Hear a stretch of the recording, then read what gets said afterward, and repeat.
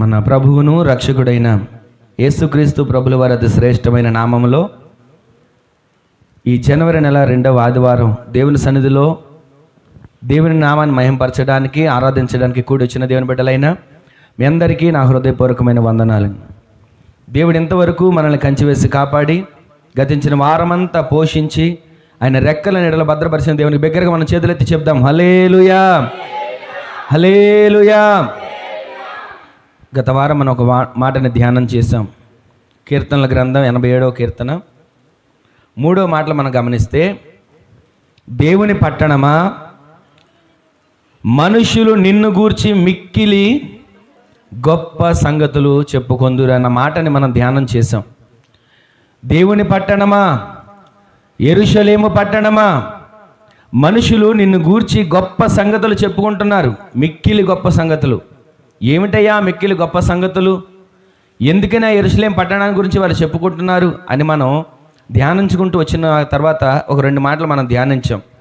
మొదటిది ఏంటంటే, ఎవ్వరూ దేవుని పక్షాన లేనప్పుడు అందరూ నిమ్రోదు పక్షాన చేరి, నిమ్రోదు పక్షాన అందరూ ఒకే మాట మీద ఉండి విగ్రహారాధకులుగా బ్రతుకుతున్నప్పుడు ఒక్క వ్యక్తి లెగిశాడు.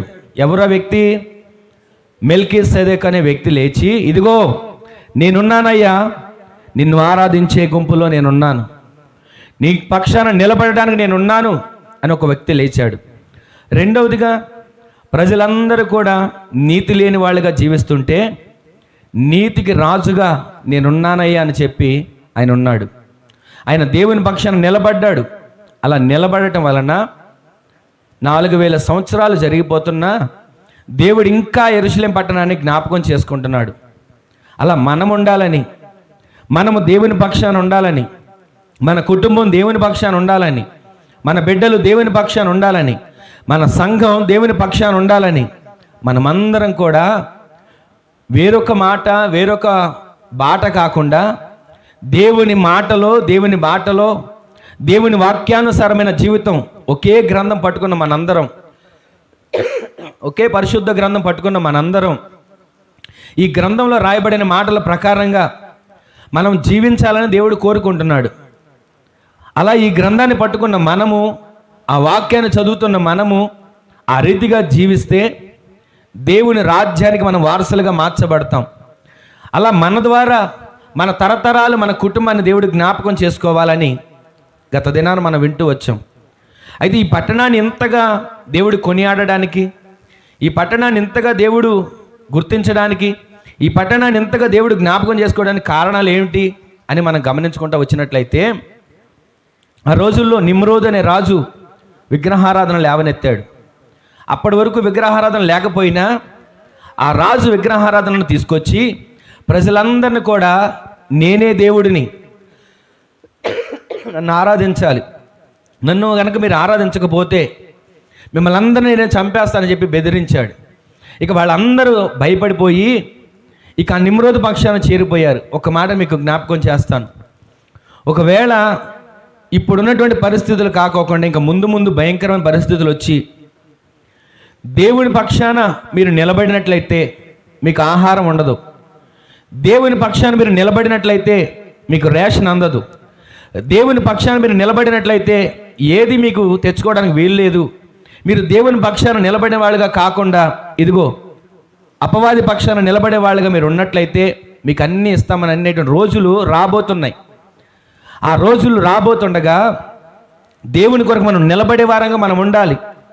ఆనాడు మన పితరులు, ఆనాడు మనకు ఉన్నటువంటి ఎదురుగా మనం నడిచినటువంటి అపొస్తలులు ఎన్నో రకాల శోధనలు ఎదురయ్యాయి.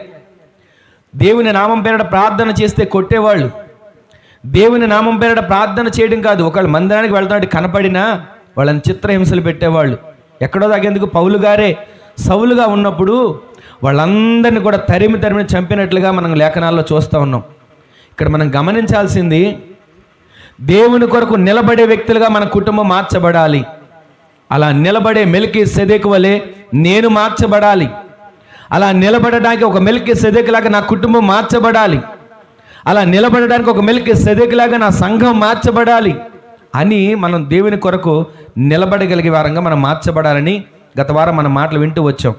ఇంకా మనం గమనిస్తే ఇంకొక మాట మీకు జ్ఞాపకం చేస్తాను. అదేంటంటే చెన్నైలో ఉండేటువంటి ఒక పాస్టర్ గారు వెళ్ళారని చెప్పాను కదా, అది మీ అందరికి జ్ఞాపకం ఉందా? అమెరికా వెళ్ళారు. అమెరికాలో అక్కడ ఉన్నటువంటి ప్రాంతం మనకు తెలుసు, అక్కడ ఉన్న పరిస్థితులు మనకు తెలుసు. కానీ నెలకి కోట్లాది రూపాయలు సంపాదించే డాక్టర్లు వాళ్ళు. ఆ పెద్ద అయిన డాక్టర్ గారు, తన ఇద్దరు కొడుకులు డాక్టర్లే. కానీ వాళ్ళ ఇంట్లో టీవీ కూడా పెట్టుకోకుండా వాళ్ళు దేవుని మహింపరుస్తూ వచ్చారు.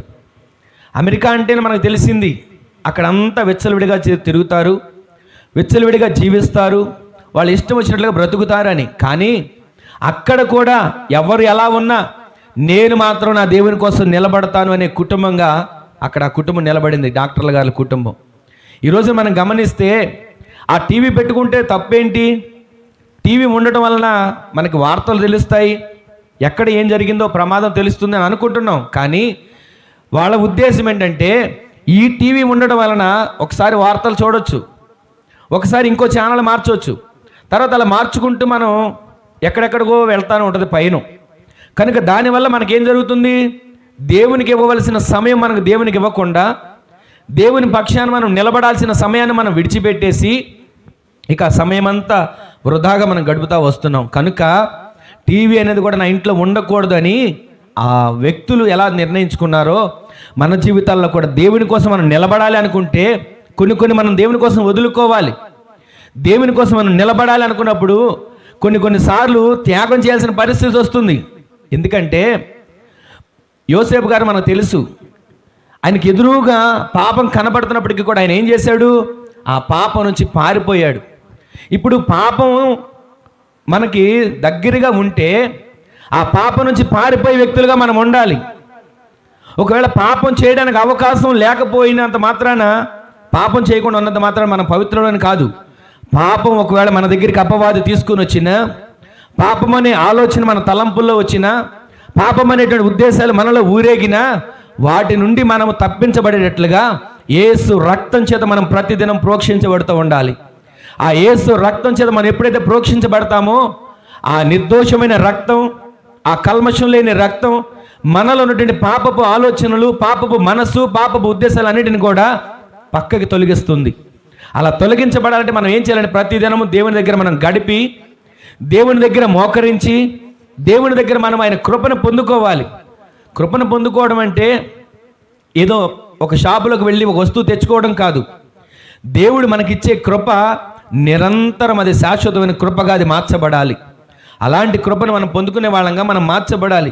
ఈ రోజున మనం ఎక్కడ చూసినా, ఆ రోజుల్లో నిమ్రోదు కాలంలో నీతిమంతులు లేరు, ఒక్కడైనను లేరు అన్నటువంటి చెప్తున్నటువంటి ఆ రోజుల్లో నేనున్నానయ్యా నీతిమంతుడిగా నీ పక్షాన నిలబడడానికి, నేనున్నానయ్యా నీ కొరకు సాక్షిగా బ్రతకడానికి అని ఒక్క వ్యక్తి లేచాడు, మెల్కీసెదెకు. ఇంకా మనం గమనించుకుంటూ వెళ్ళినట్లయితే ఎవ్వరూ లేని కాలంలో దేవుని ఆరాధిస్తూ ఆ ఒక్కడు బ్రతికాడు. యెరూషలేమా, ఎందుకని నిన్ను గూర్చి మనుషులు మిక్కిలి గొప్ప సంగతులు చెప్పుకుంటున్నారు? యెరూషలేమా, ఎందుకని నీకు అంత ఖ్యాతి వచ్చింది?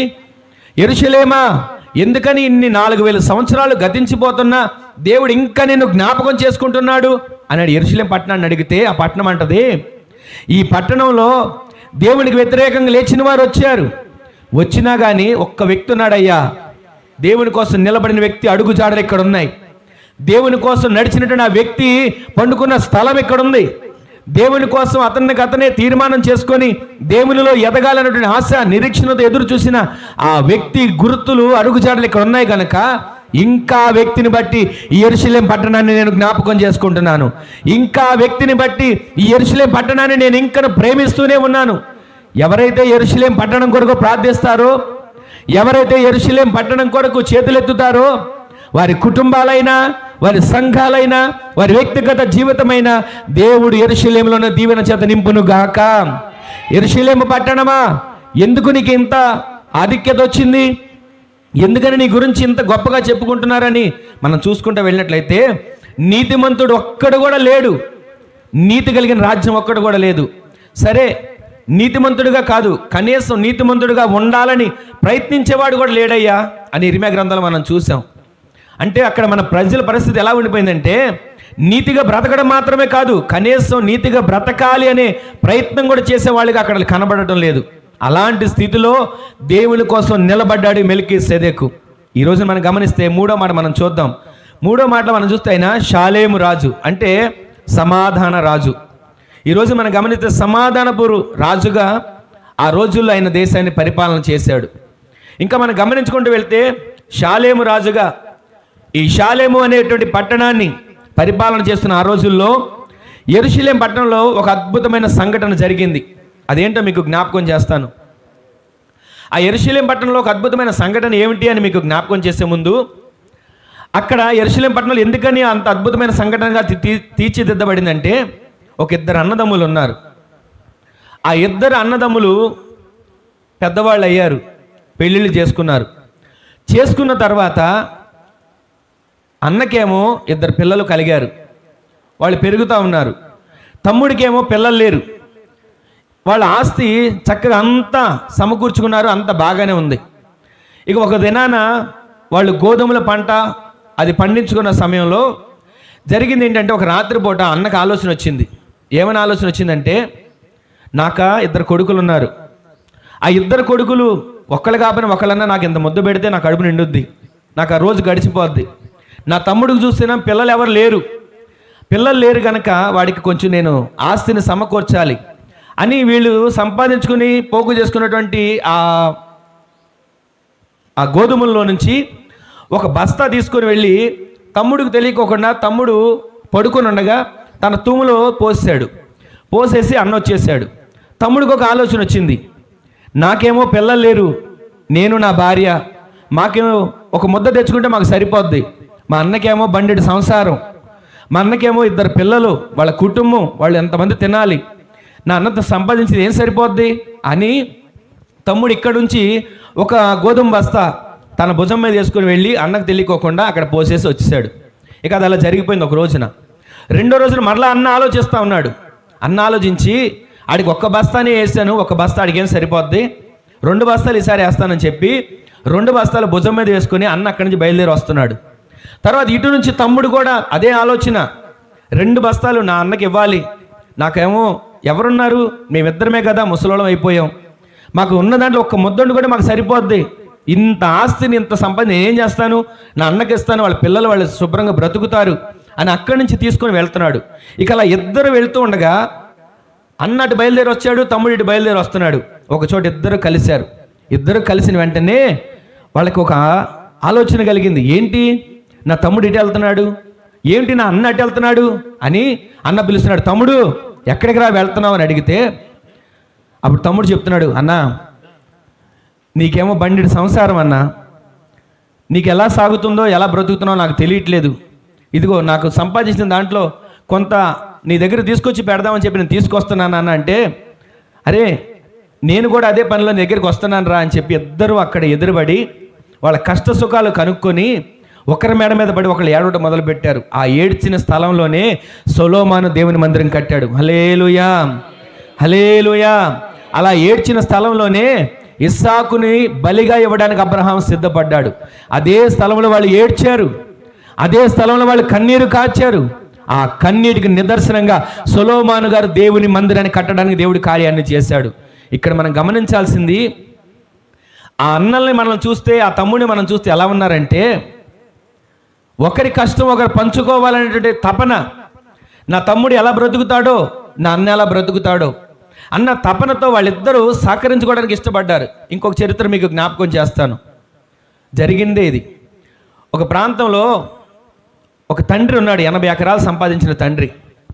ఆ 80 ఎకరాలు సంపాదించిన తండ్రి ఆ 80 ఎకరాలు ఇద్దరు కొడుకులకి చెరో 40 ఎకరాలు ఇచ్చేస్తే, ఆ ఇచ్చేటప్పుడు కొడుకులు కోడలు అందరూ అన్నారు, రేపటి నుంచి నిన్ను పువ్వుల్లో పెట్టి చూసుకుంటామని అన్నారు.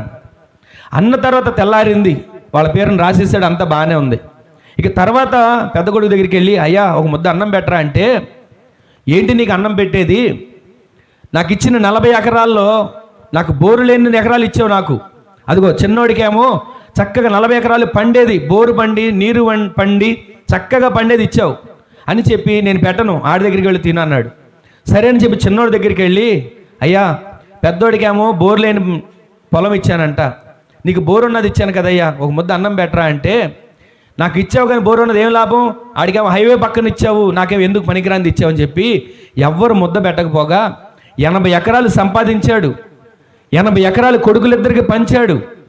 పంచిన ఒక్కడ కూడా ముద్ద పెట్టకపోతే ఇక ఏం చేయాలో తెలియక ఇంటికి వెళ్ళిపోయి ఆ నులక మంచం మీద పడుకొని, నులక మంచం కింద కట్టెలు పెట్టుకొని కిరోసిన్ బస్సు తనను తాను అంటించుకొని చనిపోయాడు.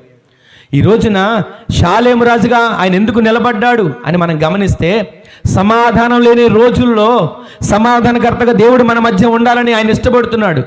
మనము సమాధానం లేని బ్రతుకుల్లాగా మనం ఉండకుండా సమాధాన పరిచేటువంటి బ్రతుకుగా మనం మార్చబడాలని, అనేకులకు మనం సమాధానకరంగా మార్చబడాలని, మన బ్రతుకులను చూసిన అనేకులు దేవునిలో ఉన్న సమాధానం ఎలా ఉంటుంది, దేవునిలో ఉన్న నెమ్మది ఎలా ఉంటుంది, దేవునిలో ఉన్నటువంటి ప్రేమ ఎలా ఉంటుంది, దేవునిలో ఉన్నటువంటి ఆశీర్వాదం ఎలా ఉంటుంది అని అనేకులు షాలేము అనబడిన సమాధానం చేత మనల్ని చూసి నడిపించబడాలని ఈ దినాన దేవుడు మనకి ఈ మాటలు తెలియచేస్తా ఉన్నాడు. అలా ఆ తండ్రి అలా చనిపోయాడు. ఇంకా మనం గమనించినట్లయితే నీచమైనటువంటి ఆస్తిపాస్తుల కోసం ఆశపడకూడదు. ఎలాంటి ఆస్తులు మనకు రాకపోయినా పర్వాలేదు, పరలోకమన్న తండ్రే మనకు ఆస్తి. ఎంతటి ఆస్తి! ఈ ఆస్తి దేవుని ముందు ఎంత మాత్రం గొప్పది కాదు. ఇంకా మనం గమనిస్తే అబ్రహాం గారు ఏమన్నాడు తెలుసా? మీకు ఒక మాట జ్ఞాపకం చేస్తాను.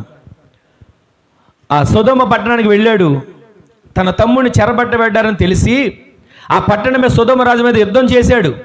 యుద్ధం చేసి యుద్ధాన్ని గెలుచుకొని వచ్చాడు. వచ్చిన తర్వాత అంటాడు, ఇదిగో ఆస్తి కూడా నీకు ఇస్తానని ఆ రాజు అంటుంటే, నాకు ఆస్తి అక్కర్లేదు, నా బంధువులు నాకు కావాలి, నా బంధువులు నాకు అప్పగించు, నా మనుషులు నాకు మాత్రం నాకు అప్పగించు చాలు, ఆస్తి నాకు అక్కర్లేదు అన్నాడు. అబ్రహాం గారి దగ్గర మనం నేర్చుకోవాల్సింది ఏంటంటే, ఆస్తి ముఖ్యం కాదు, మన మనుషులు మనకు ముఖ్యమని. ఆస్తి మనకు ముఖ్యం కాదు, మన రక్త సంబంధికులు మనకు ముఖ్యం. ఆస్తి మనకు ముఖ్యం కాదు, నా అనుకున్న వాళ్ళు నాకు ముఖ్యమని చెప్పి అబ్రహాం గారు అక్కడ మనకి కనబడుతున్నాడు. నీ ఆస్తి నాకొద్దు, నీ డబ్బు నాకొద్దు, నీ వెండి నీ బంగారం ఏది నాకొద్దు, కానీ నా మనుషులను మాత్రం నాకు అప్పగించని చెప్పి ఆ సొదొమ రాజు దగ్గర ఆయన కోరుకున్నట్లుగా మనం చూస్తూ ఉన్నాం. ఇంకా మనం గమనించినట్లయితే అబ్రహాం గారు లోతు గారు వీళ్ళు ఒక చోట కాపురం చేస్తున్నప్పుడు వీళ్ళిద్దరికి గొడవ వచ్చినట్లుగా మనం చూస్తాం. కానీ వాస్తవానికి అబ్రహాం గారికి కానీ లోతుకి కానీ గొడవ రాలా. ఎవరికి వచ్చింది గొడవ? అక్కడ ఉన్నటువంటి కాపర్లకు వచ్చింది గొడవ. ఎవరి కాపర్లకు అంటే లోతు కాపర్లకు అబ్రహాం కాపర్లకు గొడవ వస్తే అప్పుడు అబ్రహాం గారు ఒక మాట అంటాడు. చక్కటి మాట మనకి అక్కడ కనబడుతుంది. ఏంటంటే, తమ్ముడు, ఒకవేళ మన ఇద్దరికి గొడవద్దు, మనమిద్దరు ఎవరో తెలుసా? రక్త సంబంధికులం. మన ఇద్దరికి గొడవద్దు. ఒకవేళ నువ్వు ఇక్కడ ఉండడం ఇబ్బందిగా ఉందా? చూడు, పచ్చగా ఏ ప్రాంతం కనబడుతుందో చూడు, నీకు కావలసిన ప్రాంతానికి నువ్వు కోరుకో, అక్కడికి వెళ్ళు, ఎండిపోయింది నాకు ఇచ్చినా పర్వాలేదురా అని చెప్పి సునాయాసంగా సమస్యను పరిష్కరించాడు అబ్రహాం గారు.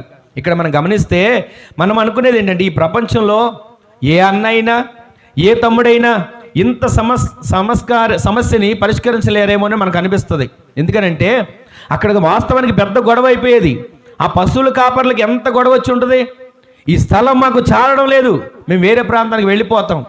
ఆ గొడవను కూడా అబ్రహాం గారు పరిష్కరించి సమాధానకరంగా సునాయాసంగా తీర్చిదిద్ది, నీకేది కావాలో కోరుకో తమ్ముడు, అటు వెళ్ళిపోమని చెప్పి లోతును పంపించాడు. ఇంకా మనం గమనించుకుంటూ వెళ్తే ఈ దినాన వాక్యం వింటున్నటువంటి దేవుని బిడ్డలారా, ఈ రోజున మన నుంచి సమాధానాన్ని దేవుడు కోరుకుంటున్నాడు. మన వ్యక్తిగత జీవితంలో సమాధానాన్ని దేవుడు కోరుకుంటున్నాడు. మన ఆత్మీయ జీవితంలో సమాధానాన్ని దేవుడు కోరుకుంటున్నాడు. మన సంఘంలో సమాధానాన్ని దేవుడు కోరుకుంటున్నాడు. సంఘంలోనే ఉంటూ సమాధానంగా ఒకవేళ లేకపోతే, ఇంట్లోనే ఉంటూ సమాధానంగా ఒకవేళ లేకపోతే, గ్రామంలోనే ఉంటూ సమాధానంగా ఒకవేళ లేకపోతే, ఇది నా దేవుడు చెప్తున్నాడు, ఆస్తి కాదు కానీ ముఖ్యం, సమాధానం మనకు ముఖ్యమని. అందుకే ఒక చోట చెప్తాడు, బలి అర్పించడానికి వెళ్ళే ముందు నీ సహోదరుడితో సమాధాన పడి వచ్చి ఆ బలి అర్పించమని. ఈ రోజున ప్రార్థన చేస్తున్న మనం, ప్రార్థన చేయడానికి మోకరిస్తున్న మనం, ఒకవేళ మన బంధువులతో సమాధానం లేదా, ఒకవేళ మనకు తెలిసిన వాళ్ళతో సమాధానం లేదా, ఆ సమాధానం లేకుండా మనం ఎంత ప్రార్థన చేసినా మన ప్రార్థన దేవుని సన్నిధికి చేరదు అని మనం గుర్తుంచుకోవాలి. ఎప్పుడైతే సమాధానంతో మనం దేవుని సన్నిధిలో మోకరిస్తామో, సమాధానంతో ఎప్పుడైతే దేవుని సన్నిధిలో మనం ప్రార్థిస్తామో, ఏలియా గారు ఒకే ఒక్క ప్రార్థన చేస్తున్నాడు, అయ్యా ఆకాశం నుంచి అగ్నిని దింపమని. ఎప్పుడైతే 450 మంది చుట్టూతో ఉన్నప్పటికీ కూడా ఒక్కడే నిలబడ్డాడు రోషంగా, నిలబడినటువంటి ఏలే గారు అంటున్నాడు, ఆకాశం నుంచి అగ్ని కోసం ఎదురు చూస్తున్నాడు.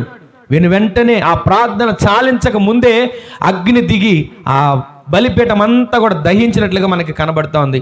ఇంకా మనం గమనించినట్లయితే, ఒకవేళ మన బంధువుల్లో వివాదం వచ్చిందా, ఒకవేళ మన బంధువులు ఏదైనా మనస్పర్ధలు వచ్చాయా, ఆస్తి దగ్గర ఏదైనా గొడవలు వస్తున్నాయా, ఏది వచ్చినా పర్వాలేదు, కావాలని ఆస్తి నువ్వు తీసుకోరా తమ్ముడు, నువ్వు మాత్రం నాకు సమాధానంతో కావాలి అని ఎప్పుడైతే మనం తండ్రి ఆస్తిని పోగొట్టుకున్నా పర్వాలేదు, కానీ పరలోకపు తండ్రి మన కొరకు ఆ దాచబడిన ఆస్తిని, ఆకాశపు వాకిండ్లను మన కొరకు దేవుడు ఇప్పునుగాక. ఆమేన్. దేవుని బిడ్డలారా, ఈ రోజున ఆ అన్నదమ్ములను పక్కన పెడదాం. ఈ లోకంలో ఒక అన్న, ఒక తమ్ముడు రక్త సంబంధానికి ఎంతైనా ఆయన చేస్తాడు. కానీ ఆత్మీయంగా ఈ రోజున అన్నదమ్ములు ఎవరు అంటే, ఒక సంఘంలో చేర్చబడి దేవుని రక్తం చేత కడగబడి దేవుని బిడ్డలుగా ఒక సంఘంలో బ్రతుకుతున్న మనందరం ఎవరు అంటే ఆత్మీయ సహోదరులు. ఎవరండి మనందరం? ఆత్మీయ అన్నదమ్ములం. ఈ రోజున మనం ఏం చేయాలంటే, ఒకరికొకరం మనకున్నటువంటి పరిస్థితుల్ని దేవుని సన్నిధిలో చెప్పుకొని ప్రార్థన చేసుకోవాలి. ప్రార్థన సహకారం మనం కలిగి ఉండాలి. ఒకవేళ మనం ఎలా ఉండాలంటే, ఒక తల్లి కడుపున పుట్టిన బిడ్డల్లాగా దేవుని రక్తం చేత కడగబడే మనం అందరం కూడా ఒకే సంఘంలో క్రీస్తు అవయవాలుగా మనమందరం కూడా మార్చబడదుముగాక. అలా ఎప్పుడైతే మనం మార్చబడతామో అప్పుడు మనల్ని చూసే దేవుడు అంటాడు, తరతరాలు నిన్ను బట్టి నీ కుటుంబాన్ని నేను జ్ఞాపకం చేసుకుంటాను. అందరూ ఆమేన్ చెప్దాం. తరతరాలు మనల్ని బట్టి మన కుటుంబాన్ని దేవుడు జ్ఞాపకం చేసుకోవాలన్నా, తరతరాలు మనల్ని బట్టి మన వ్యక్తిగత జీవితాన్ని బట్టి అనేక సంవత్సరాలు, ఎన్ని సంవత్సరాలు గడిచిపోయినా దేవుడు జ్ఞాపకం చేసుకోవాలంటే మొదట మనము దేవునికి అర్హమైన పాత్రగా మార్చబడాలి. అందుకే మరొకసారి మాట చదువుదాం. కీర్తనలు 87 గ్రంథం 3వ వచనంలో, దేవుని పట్టణమా, మనుషులు నిన్ను గూర్చి మిక్కిలి గొప్ప సంగతులు చెప్పుకొందురు. దేవుని పట్టణమా, ఎందుకు నీ గురించి గొప్ప సంగతులు చెప్పుకుంటున్నారు? సమాధానపు రాజు ఆ గడ్డ మీద బ్రతికాడయ్యా. దేవుని పట్టణమా, ఎందుకు మనుషులు నిన్ను గురించి గొప్ప సంగతులు చెప్పుకుంటున్నారు? మొదటిది, ఎవ్వరూ లేని దేవుని పక్షాన నిలబడినప్పుడు, దేవుని పక్షాన ఎవరు లేనప్పుడు అందరూ నిమ్రోదు పంచన చేరి ఆ నిమ్రోదు చెప్పినట్లుగా విగ్రహారాధికులుగా బ్రతుకుతున్నప్పుడు, ఇదిగో నేనున్నానయ్యా నిన్ను ఆరాధించడానికి అని నిలబడిన మెల్కీసెదెకు ఆ దేవుని పక్షాన నిలబడ్డాడు కనుక ఆ మెల్కీసెదెకు నడిచినటువంటి ఆ ప్రాంతాన్ని దేవుడు ఇప్పటికీ జ్ఞాపకం చేసుకుంటున్నాడు. ప్రజలందరూ నీతి లేని వాళ్ళుగా బ్రతుకుతున్నప్పటికీ నీతికి రాజుగా నేను జీవిస్తానయ్యా అని దేవుని పక్షాన ఆ మెల్కీసెదెకు నిలబడడం వలన ఇప్పటికీ ఆ పట్టణాన్ని దేవుడు జ్ఞాపకం చేసుకుంటూ వస్తున్నాడు. మూడోది, సమాధానం లేని వాళ్ళుగా ప్రజలంతా బ్రతుకుతున్నప్పుడు షాలేము రాజుగా నేను బ్రతుకుతాను నా దేవుని పక్షాన అని సమాధానకర్తగా ఆ వ్యక్తి బ్రతికాడు కనుక ఆ పట్టణాన్ని ఇప్పటికీ దేవుడు జ్ఞాపకం చేసుకుంటున్నాడు. ఇంకొక మాట చూద్దాం. ఆయన ఎవరంటే సర్వోన్నతుడైన దేవుని యాజకుడు. ఈ రోజున యాజకునికి ఉండే గుణం ఏంటంటే, పాత నిబంధన కాలంలో మనకు తెలిసింది, ప్రత్యక్ష గుడారం రోజుల్లో మనకు కనబడుతుంది. అక్కడ మందిరంలో ఉండే యాజకుడు న్యాయ విధాన పథకాన్ని తన రొమ్ము మీద ధరించేవాడు. ఎలా ఉండేదంటే, అది నీలి రంగులో ఉండి రత్నాలుగా తన ఈ ఉదరం మీద, రొమ్ము మీద అతను ధరించేవాడు. అక్కడ దానిలో ఏముండేది? ఆ న్యాయ విధాన పథకం అని దాన్ని చెప్పేవాళ్ళు. అక్కడ ఈ భుజాల మీద మోసేవాడు, అంటే ఇక్కడ భరించేవాడు, భుజాల మీద మోసేవాడు. దీనికి సంబంధించి నాలుగోది మనం ఏం చూస్తున్నాం? ఆయన సర్వోన్నతుడైన దేవుని యాజకుడు. యాజకుడికి ఉండవలసిన లక్షణాలు ఏమిటో ఇక్కడ మనకు తెలియచేస్తున్నాడు. ఒకటి భరించాలి, రెండోది మోయాలి. వీటన్నిటిలో ఏం భరించాలి, ఏం మోయాలి? ఇశ్రాయేలు ప్రజల భారాన్ని మోయాలి. వారి హృదయాల్లో, ఆలోచనలో ఏదైతే బాధ ఉందో వాటిని తెలుసుకొని వాటిని హృదయం మీద భరించాలి. ఒక మాట మనం చదువుదాం. పేతురు రాసిన మొదటి పత్రిక 2వ అధ్యాయం 9వ వచనాన్ని ఒకసారి చూద్దాం. పేతురు రాసిన మొదటి పత్రిక 2వ అధ్యాయం 9వ వచనంలో, అయితే మీరు చీకటిలో నుండి ఆశ్చర్యకరమైన తన వెలుగులోనికి మిమ్మును పిలిచిన వాని గుణాతిశయములను ప్రచురము చేయ నిమిత్తము ఏర్పరచబడిన వంశమును, రాజులైన యాజక సమూహమును, పరిశుద్ధ జనమును, దేవుని సొత్తై మీరున్నారు. హల్లెలూయా. ఈ రోజున మనం ఎవరో అంటే, దేవుని రక్తం చేత కడగబడిన మనందరం దేవుని యాజక సమూహం. అందరం ఆమెను చెప్దాం. రాజులైన యాజక సమూహంగా ఉండడానికి దేవుడు మనల్ని నిర్ణయించుకున్నాడు. అందరూ ఆమెను చెప్దాం. పాత నిబంధన గ్రంథంలో లేవి గోత్రికులు మాత్రమే యాజక ధర్మం చేసేవాళ్ళు. కానీ ఇప్పుడు ఈ క్రొత్త నిబంధన కాలంలో యేసు రక్తంతో కడగబడిన ప్రతి బిడ్డ దేవుని యాజకుడిగా పిలువబడుతున్నాడు. హల్లెలూయా. మనమందరం ఇప్పుడు ఎవరు? యాజకులమని వాక్యం సెలవిస్తుంది. ఇప్పుడు యాజకుడి ధర్మం ఏంటంటే, మందిరానికి వచ్చినటువంటి ప్రతి బిడ్డ, మందిరానికి అడుగుపెట్టినటువంటి ప్రతి వ్యక్తి వారి భారాన్ని యాజకుడు ఏం చేయాలంటే భుజాల మీద మోస్తూ, లోకంలో నశించిపోతున్న ప్రతి బిడ్డ భారాన్ని భుజాల మీద మోస్తూ దేవుని సన్నిధిలో మోకరించి ప్రజల పక్షాన చేరి దేవుని ఎదుట విజ్ఞాపన చేసేవాడిగా యాజకుడు ఉండాలని లేఖనాలు సెలవిస్తూ ఉన్నాయి. ఈ రోజున యాజకుడు ఏంటి? భరించాలి, మోయాలి. ఏం భరించాలి?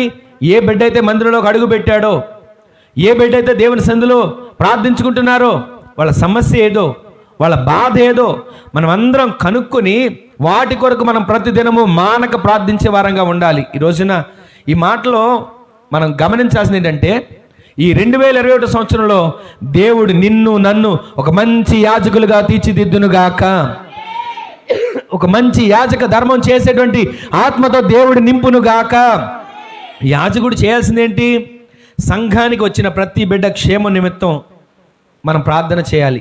ఆత్మీయంగా నింపబడాలన్నా, అభివృద్ధిలో నడిపించబడాలన్నా, వారు చేసే పని దీవించబడాలన్నా, అనారోగ్యంతో ఉన్నప్పుడు ఆరోగ్యం కలగాలన్నా, ఒకవేళ సంతానం లేదని తెలిసినప్పుడు ఆ బిడ్డకి సంతానం కలగాలన్నా, ఏ పనైనా సరే మనం ఏం చేయాలంటే యాజకులుగా భారం కలిగి ఆ భారాన్ని మోస్తూ దేవుని సన్నిధిలో ప్రార్థన చేయాలి. ఒక యాజకుడికి ఉండే ధర్మం ఎల్లప్పుడూ కూడా అధికారం చెలాయించడం మాత్రమే కాదు, వారి కొరకు విజ్ఞాపన చేయగలిగి భారం మోయగలిగేటువంటి ఆత్మతో దేవుడు మనల్ని నింపునుగాక. ఈ కుటుంబం అప్పుల పాలు కాకూడదయ్యా. ఈ కుటుంబంలో ఉన్న ఏ సమస్య అయినా అది తొలగించబడాలయ్యా. ఈ కుటుంబంలో కన్నీరు తొడవబడాలయ్యా. ఈ కుటుంబంలో ఉన్నటువంటి వేదన తొలగబడాలయ్యా అంటూ ఆ కుటుంబం కొరకు దివారాత్రం దేవుని సన్నిధిలో మోకరించి చేతులెత్తి కన్నీరు కాచగలిగే యాజకులుగా దేవుడు మనల్ని మార్చునుగాక. సమస్య ఎవరిదైనా, అది చిన్న సమస్య అయినా పెద్ద సమస్య అయినా, మొట్టమొదటి మనం చేయాల్సిన పని ఏంటంటే యాజకులుగా మార్చబడిన మనం మోకరించడం, దేవుని సన్నిధిలో ప్రార్థన చేయడం.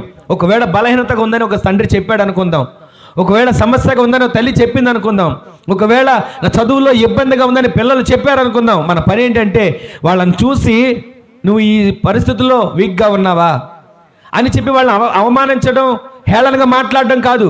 మనము భారం మోసే యాజకులం. హల్లెలూయా. అలా భారం మోసే ఆత్మతో దేవుడు మనల్ని నింపి వెంటనే వాళ్ళ కొరకు ప్రార్థన మనం చేయగలిగే ఆత్మచేత దేవుడు మనల్ని నింపునుగాక. ప్రార్థన చేసే ఒక యాజకుడిగా దేవుడు నిన్ను నన్ను చూడాలని దేవుడు కోరుకుంటున్నాడు. అందరూ ఆమేన్ చెప్దాం. మన బ్రతుకులో మనం ఎలా ఉండాలంటే, దేవుని ఈ సంఘంలో ఉన్న ప్రతి బిడ్డ సమస్య అది మన సమస్యగా మనము భారంగా మోసుకొని, ఇది నా సమస్య అయ్యా, ఇది నాకున్నటువంటి బాధ, ఆ కుటుంబానికి ఉన్నటువంటి బాధ తీర్చండి అని ప్రార్థన చేసేటువంటి ఆత్మను దేవుడు మనకు దయచేయునుగాక. ఒక సాక్ష్యం మీకు జ్ఞాపకం చేస్తాను. ఒక సహోదరి తన భర్తను విడిచిపెట్టేసి తన తల్లి దగ్గర ఉంటుంది. ఆ తల్లి తర్వాత మందిరానికి వెళ్ళిన తర్వాత సేవకుడితో చెప్పిన సాక్ష్యాన్ని ఇప్పుడు మీకు చెప్తున్నాను. ఆ సాక్ష్యం ఏంటంటే, తన భర్తను విడిచిపెట్టేసింది, తన తల్లి దగ్గరికి వచ్చి ఉంటుంది. ఆ తల్లి ఏమో మానకుండా ప్రార్థనకు వెళ్ళే తల్లి. అలా ప్రార్థనకు వెళ్తుంది, రోజు తన బిడ్డ కోసం ప్రార్థన చేస్తుంది. అయ్యా నా బిడ్డ కుటుంబం కట్టబడాలి అని ప్రార్థన చేస్తుంది, సరిపెట్టేస్తుంది, అయిపోతుంది. సరే అని చెప్పి ఒక రోజున ఈ తల్లి ప్రార్థన చేస్తుంటే ఈ సహోదరి ఎంతగా చిరాకు పడేదంటే, ఆ ప్రార్థన చేస్తున్నప్పుడల్లా కూడా ఈ సహోదరి తన తల్లి మీద చిరాకు పడటం, తన తల్లిని విసుక్కోవడం, ఆ ప్రార్థన చేస్తుంటే తన ఒంటి మీద ఏదో పాకుతున్నట్లుగా భావించుకోవటం, అలా గందరగోళం పరిస్థితులు చేస్తూ వచ్చేది. ఒక దినాన ఈ తల్లి ప్రార్థనకు వెళ్ళే సమయం అయింది. ఆ సమయానికి ఇంకొక తల్లి ఆమెకి తోడుగా వచ్చి ఇద్దరు కలిసి వెళ్దామని చెప్పి ఇంటికి వచ్చారు. ఇంటికి వచ్చిన తర్వాత ఆ వచ్చిన దగ్గర నుంచి ఆ తల్లికి ఈ బిడ్డ కొరకు ప్రార్థన చేయమని ప్రేరేపణ, ఆ బిడ్డ కొరకు ప్రార్థన చేయమని ఒకటే ప్రేరేపణ. అప్పుడు వెళ్ళింది ఆ బిడ్డ దగ్గరికి వెళ్ళి, అమ్మా నీ పరిస్థితి ఏంటి, నీ సమస్య ఏంటి చెప్పమ్మా అంటే, ఆమె చెప్పడానికి కూడా ఇష్టం లేకుండా చెప్పింది. చెప్పిన తర్వాత ఇక ఆ తల్లి చెప్పిన సమస్యని చేతబట్టుకొని భారం కలిగి కన్నీటితో రోధిస్తూ, మాట మాటకి కన్నీరు, ప్రార్థనకి కన్నీరు, 20 నిమిషాలు ఆ బిడ్డ కోసం ప్రార్థన చేసింది. అలా ప్రార్థన చేసిన వెంటనే ఆ బిడ్డ మనసు కరిగి వెళ్ళి తర్వాత ఆ దేవుని సన్నిధిలో ఒక తీర్మానం చేసుకుని తన కుటుంబం కట్టబడ్డానికి దేవుడు కార్యాన్ని చేశాడు. ఈ దినాన్ని మనం ఎలా ఉండాలంటే, విడిపోయిన కుటుంబం కనబడింది మన కంటికి, కనబడినప్పుడు ఇక వీళ్ళ పరిస్థితి ఇంతే, ఇక వీళ్ళ బతుకులు ఇంతే అని అనుకోవడం కాక, వాళ్ళ కోసం ప్రార్థించే యాజకులుగా దేవుడు మనల్ని మార్చును గాక. అలా ఎప్పుడైతే ప్రార్థన చేస్తామో, ఆ తల్లి వెళ్ళింది, ప్రార్థన చేసింది, ఎక్కెక్కి ప్రార్థన చేస్తుంది, కన్నీరు గారుస్తుంది. తర్వాత ఆ సహోదరి చెప్పిన మాట ఏంటంటే, ఈ సమస్య కోసం నేను కూడా ఇంతలాగా ఏడవలేదమ్మా, నా కుటుంబం ఇలా అయిపోయిందని చెప్పి నేను కూడా ఇంతగానే కన్నీరు కార్చలేదమ్మా, నా తల్లి కూడా నా కోసం ఏడవలేదు, నీవు నాకు ఏ సంబంధం కాకపోయినా నా కోసం ఈ విధంగా ఏడుస్తున్నావంటే దేవుడు మాకు ఇచ్చిన ఆత్మీయ అనుబంధం ఇదని, దేవుడు మాకు ఇచ్చిన యాజక ధర్మం ఇదని, మేమందరం కూడా క్రీస్తు రక్తం చేత కడగబడ్డాము కనుక, సర్వోన్నతుడైన దేవుని యాజకులుగా మేమందరం మార్చబడ్డాము కనుక, ఆ యాజకుడు మోసే పని మా భుజాల మీద వేసుకొని, ఆ యాజకుడు చేసే పని మేము భారంగా పెట్టుకొని దేవుని కొరకు మేము నిలబడాలని చెప్పి దేవుని సందులో మేము ఒక తీర్మానం చేసుకున్నామమ్మా అని చెప్పి ఆ తల్లి చేసిన ప్రార్థన ఆ జీవితాన్ని కట్టేటట్లుగా చేసింది. ఈ రోజున దారి తప్పిన ఒకవేళ పిల్లల గురించి మనకు వినబడవచ్చు, వినబడినా సరే మనం ఏం చేయాలంటే, ఒకవేళ ఎవరు ఏ ప్రార్థన విజ్ఞాపన చెప్పినా ఆ ప్రార్థన మనం భారం కలిగి ప్రార్థన చేయాలి. అందరూ ఆమెను చెప్దాం. ఆ పిల్లలను చూసి ఈ సంవత్సరం కూడా ఈ పరిస్థితి ఇలాగ అయిపోద్ది, ఈ సంవత్సరం కూడా ఇంతే అని అంటాం కాక, మన పిల్లల కోసం ఎలా చేసుకుంటామో మనకు తెలిసిన పిల్లల కోసం కూడా ఆ రీతిగా చేతులెత్తి ప్రార్థించే తల్లిదండ్రులుగా దేవుడు మనల్ని మార్చునుగాక. అలాంటి యాజకులుగా దేవుడు మనల్ని మార్చునుగాక. పొర్రపాటును కూడా వాళ్ళ గురించి ఎక్కడ కూడా మనం నోటికి వచ్చినట్టుగా మాట్లాడడం కానీ, వాళ్ళు అనడం కానీ మనం ఎప్పుడు చేయకుండా, మన వంతు ఏంటంటే యాజక ధర్మం, మన వంతు ఏంటంటే ప్రార్థన చేయడం, మన వంతు ఏంటంటే భారం కలిగి భుజాల మీద మోయడం, మన వంతు ఏంటంటే ఒకరికొరికి ఎప్పుడైతే మనం ప్రార్థన చేస్తామో రెండంతల దీవెన చేత మనం నింపబడతాం. అందరూ ఆమెను చెప్దాం. ఎందుకు మనల్ని రక్షించాడంటే, బద్దలైనటువంటి ఆ సందులో మనం నిలబడి ఎవరైనా ప్రార్థన చేస్తారా అని చెప్పి దేవుడు మనల్ని రక్షించాడు. దేవుడు ఎందుకని మనల్ని కొన్నాడు, దేవుడు ఎందుకని మనల్ని ఆయన రక్తం చేత కడిగాడు, దేవుడు ఎందుకని మనలను ఆయన రూపంలో మార్చుకున్నాడంటే, బద్దలైపోయినటువంటి బండ సందులలో ఎవరైనా నిలబడి చేతులెత్తి ప్రార్థిస్తారా అని చెప్పి దేవుడు మన కోసం చూస్తున్నాడు. ఒకవేళ కాపురాలు విడిపోతున్నా, తల్లిదండ్రులు ఒకవేళ గొడవలు పడుతున్నా, ఒకవేళ కుటుంబాల్లో కలవరాలు పెడుతున్నా, ఏ పరిస్థితి వచ్చినా సరే ఈ బద్దలైన బండ సందులలో నిలిచి ఎవరైనా ప్రార్థన చేసేవాడు ఉన్నాడా అని ఆకాశం నుంచి దేవుడు తొంగి చూస్తున్నాడు. అప్పుడు ఈ మెల్కిసెదెకు వలె మనం అనాలి, అయ్యా ఇదిగో ప్రార్థన చేయడానికి నేనున్నాను, రోధించడానికి నేనున్నాను, కన్నీరు కార్చడానికి నేనున్నాను, ఆ కుటుంబం కట్టబడడానికి దివారాత్రుని సన్నిధిలో చేతులెత్తడానికి నేనున్నానయ్యా. అలా నిలబడే వ్యక్తిగా దేవుడు మనల్ని మారిస్తే, అలా నిలబడే వ్యక్తిగా మనం మార్చగలిగితే దేవుడు ఒక గొప్ప కార్యాలు ప్రతి కుటుంబంలో చేయనుగాక. ఈ మెల్కిసెదెకు తానొక్కడే నీతికి రాజుగా, ఈ మెల్కిసెదెకు తానొక్కడే సమాధానానికి రాజుగా, ఈ మెల్కిసెదెకు తానొక్కడే ఈ బ్రతుకుతున్న దినాల్లో ప్రార్థన చేస్తుంటాడు. ఏమని? అయ్యా నాకంటే ఒక భక్తి కలిగిన ఒక వ్యక్తిని లేపండి అయ్యా, నాకంటే ఒక ప్రార్థన పరుడును లేపండి అయ్యా, నాకన్నా ఒక విశ్వాసంలో నిలబడగలిగిన వ్యక్తిని లేపండి అయ్యా అని ప్రార్థన చేస్తుంటాడు. ఆ ప్రార్థన ఫలితమే అబ్రహాం గారిని దేవుడు ఎన్నుకొని ఏర్పరచుకొని విశ్వాసులకి అబ్రహాముని ఎలా మార్చాడు? తండ్రిగా మార్చాడు. ఈ మెల్కిసెదెకు ప్రార్థనలో నుండి పుట్టుకొచ్చిన విశ్వాస వీరుడే అబ్రహాము. హల్లెలూయా. నీతికి వారసుడని పిలువబడినవాడు, విశ్వాసానికి వారసుడని పిలువబడినవాడు, విశ్వాసులకు తండ్రి అని పిలువబడినవాడు ఈ అబ్రహాము గారు. అయితే మెల్కిసెదెకు విజ్ఞాపనలో నుంచి పుట్టుకొచ్చినటువంటి వ్యక్తి ఈ అబ్రహాము. ఈరోజు మన విజ్ఞాపనలో నుంచి ఎంతమంది భక్తులు పుట్టుకొస్తున్నారు? ఈరోజు మన ప్రార్థనలో నుంచి ఎంతమంది ప్రార్థన వీరులు పుట్టుకొస్తున్నారు? మన కుటుంబంలో నుంచి ఎంతమంది ప్రార్థన పరులు లేపబడుతున్నారు? ఇప్పటి వరకు మన కుటుంబంలో ప్రార్థన పరులు ఒకవేళ లేకపోయినా, ప్రార్థన పరులుగా ఒకవేళ నిలబడకపోయినా, దేవుని కోసం ప్రార్థన పరులుగా నిలబడే మెల్కిసెదెకు వలె ప్రతి ఒక్క వ్యక్తిని దేవుడు నిలబెట్టునుగాక. ఆమేన్. ఈ రోజున ఒకవేళ గత సంవత్సరంలో మనం దేవునికి కొంత దూరంగా ఉన్నా, ఈ సంవత్సరంలోనైనా దేవునితో సహవాసంలో నేను ఉంటానయ్యా, దేవునితో నేను నడవడానికి సిద్ధపడతానయ్యా, దేవునితో నిత్యము కూడా ప్రార్థించే ఒక గుంపుగా నేను మార్చబడతానయ్యా. నశించిపోతున్న ఆత్మల కొరకు, సంఘంలో ఉన్న ప్రతి బిడ్డల కొరకు, నాకు తెలిసిన ప్రతి కుటుంబాల కొరకు, నా రక్త సంబంధికుల రక్షణ కొరకు దేవుని సన్నిధిలో నేను విజ్ఞాపన చేస్తూ బ్రతుకుతానయ్యా. ఒక మెల్కీసెదెకు ఇచ్చిన ఆత్మ ఈ సంవత్సరం నాకు దయచేయ్యా. మెల్కీసెదెకు ఏ సమస్య వచ్చినా నిలబడగలిగిన వ్యక్తిగా నేను మార్చబడాలి. ఒక యాజక ధర్మం కలిగినటువంటి యాజకుడిగా నేను నిలబడేటట్లుగా నన్ను మార్చయ్యా. అలా రీతిగా నేను కట్టబడాలి, ఆ రీతిగా నేను నిలబడాలి అని మనం కోరుకున్నట్లయితే అద్భుతం జరిగేది ఏంటంటే, ఈ యాజకుడు అబ్రహాము వస్తూ ఉంటే అబ్రహామునే దీవించడానికి ఆయన ఎదురు వెళ్ళాడు. ప్రార్థించే యాజకులు సంఘానికి ఆశీర్వాదకరంగా మార్చబడతారు. ప్రార్థించేటువంటి సంఘం ఈ సంఘానికి ఆశీర్వాదకరంగా మార్చబడుతుంది. అబ్రహాము వస్తూ ఉంటే ఈ యాజకుడు వెళ్తే వెళ్ళి అబ్రహాముని ఆశీర్వదిస్తూ ఉన్నాడు. ఇంకా మనం గమనించాల్సింది, ఈ నూతన సంవత్సరంలో ఒకవేళ ఎవ్వరు మన పక్షాన లేకపోయినా, ఎవరు దేవుని పక్షాన నిలబడకపోయినా, నేనున్నానయ్యా దేవుని పక్షాన నిలబడటానికి, నేనున్నానయ్యా నీ పక్షాన నిలబడటానికి అని ఒక తీర్మానంతో మనం ఆయన సన్నిధిలో నిలబడగలిగితే నీతికి వారసుడిగా దేవుడు మనల్ని మారుస్తాడు. సమాధానానికి వారసుడిగా దేవుడు మనల్ని మారుస్తాడు. యాజక ధర్మంలో, సంఘంలో ప్రతి బిడ్డ సమస్యని మన సమస్యగా ఎంచి ప్రతి దినము మనం ప్రార్థన చేయగలిగితే అటు యాజక సమూహంలో దేవుడు మనల్ని నిలబెట్టునుగాక. ఈ 2020 సంవత్సరంలో మీకు చెప్పేది ఒకటే, ప్రతి దినము కుటుంబంగా మనం దేవుని సన్నిధిలో కూడుకొని ప్రార్థించుకోవాలి. గతించిన కాలమే చాలును. ఈ సంవత్సరంలో కుటుంబ ప్రార్థన నేను చేసుకుంటానయ్యా. ప్రతి దినం నా కుటుంబంతో కలిసి నేను నీ సన్నిధిలో గడుపుతానయ్యా. నీ సన్నిధిలో ఉన్న ఆనందం చేత నేను నింపబడాలయ్యా అని మనం కోరుకోగలిగితే మన కుటుంబాన్ని దేవుడు ఎలా మారుస్తాడంటే, మెల్కీసెదెకును ఏ రీతిగా నిలబెట్టుకున్నాడో అదే ఆత్మతో, అదే అభిషేకంతో దేవుని పక్షాన నిలబడే వాళ్ళుగా మనల్ని దేవుడు ఎన్నుకొనుగాక. అలా ఒకవేళ మనం నిలబడాలి అని మన ఆశ కలిగినట్లయితే ఎవరికి వారు ఒక తీర్మానం చేసుకుందాం. ఈ దినాన నేను మెల్కీసెదెకులా నిలబడాలయ్యా నీ పక్షాన అని అనుకున్నప్పుడు, ఎవ్వరు మన పక్షాన లేకపోయినా మనము దేవుని పక్షాన నిలబడే వారిగా మనం మార్చబడదాం.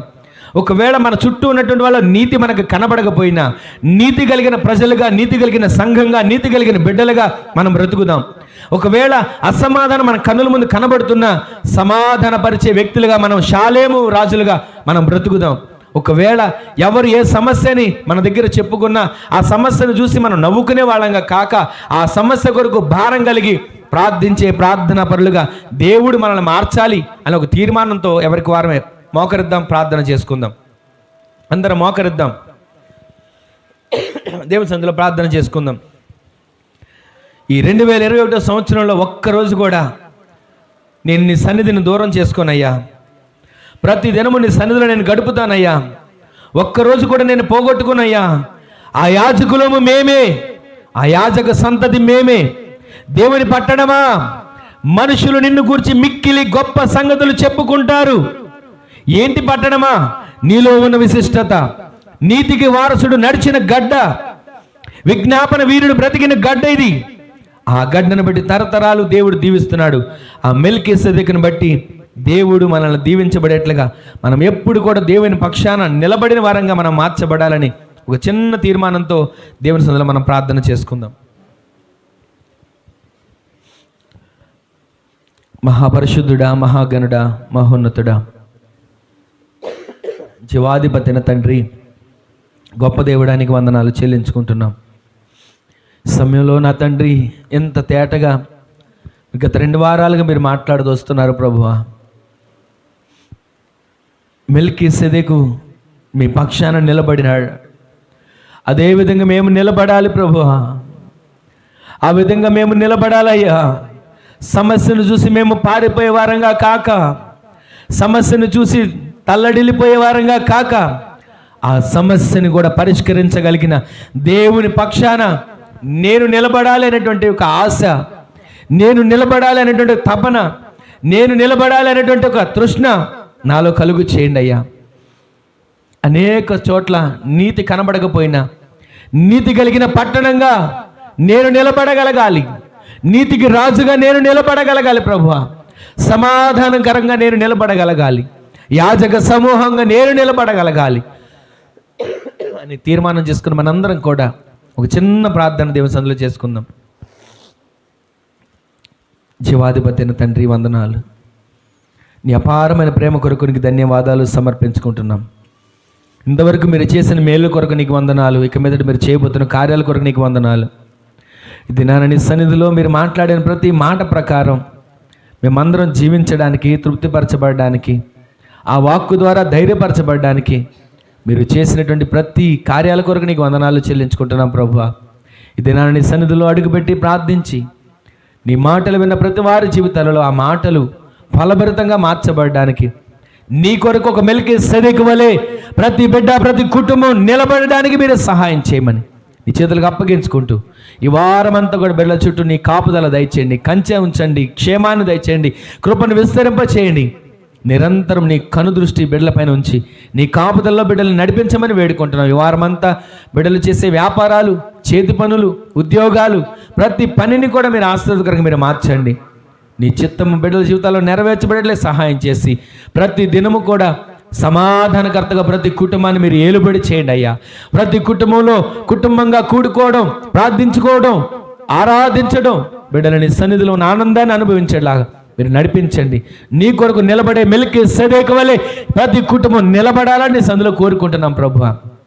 ఆ విధమైన కార్యాల బిడ్డల జీవితాలు జరిగించి ఈ వారమంతా నీ సన్నిధి ప్రతి వారికి తోడుగా ఉంచి నడిపించి మహిమ పొందుకొనమని, ఆరాధనలో పాలు బొంబులు పొందిన ప్రతి బిడ్డలను, కుటుంబాలను పేరు పేరున దీవించి నీ రాకడ కొరకు బిడ్డలను సిద్ధపరచమని నజరేయుడైన యేసుక్రీస్తు పరిశుద్ధమైన నామములో ప్రార్థించిన ఈ మనవులన్నీ అడిగి వేడుకొని పొంది ఉన్నాము తండ్రి. ఆమేన్, ఆమేన్, ఆమేన్. మన తండ్రి అయిన దేవుని ప్రేమ, కుమారుడైన యేసుక్రీస్తు యొక్క మహాకనికరం, పరిశుద్ధాత్మ దేవుని యొక్క అన్యోన్య సహవాసం ఇప్పుడును ఎల్లప్పుడూ నిరంతరం మనకును, మనవలే ప్రార్థించే సకల పరిశుద్ధులకును, మెల్కీసెదెకు వలె నిలబడాలని కోరుకున్న ప్రతి బిడ్డలకును ఆయన కృప సదాకాలం సమృద్ధిగా తోడై ఉండి నడిపించును గాక. ఆమేన్. హల్లెలూయా, హల్లెలూయా, హల్లెలూయా. దేవుడు మనందరినీ దీవించును గాక. ఆయన కృపతో ప్రతి ఒక్క బిడ్డను దేవుడు నింపును గాక. ఆయన సమాధానంతో దేవుడు ప్రతి ఒక్క బిడ్డను నింపును గాక. నీతి కలిగిన రాజ్యంలో నీతి కలిగిన రారాజుగా ఆయన రాబోతుండగా మనందరం సిద్ధపాటు కలిగిన వారిగా దేవుడు సిద్ధపరచునుగాక. ఆమేన్.